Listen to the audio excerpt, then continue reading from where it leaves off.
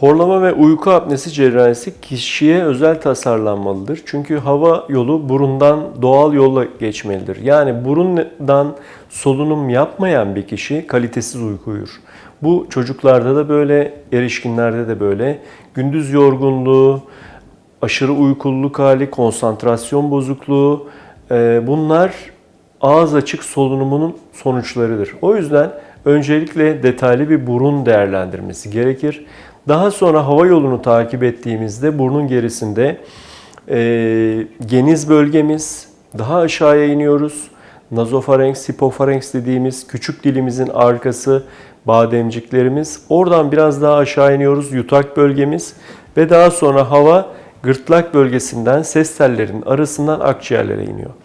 Bu hava yolunu kapatan anatomik problemlerin hepsini cerrahi olarak tedavi etmek ama bazı durumlarda da cerrahi tedaviyi tercih etmemek gerekiyor.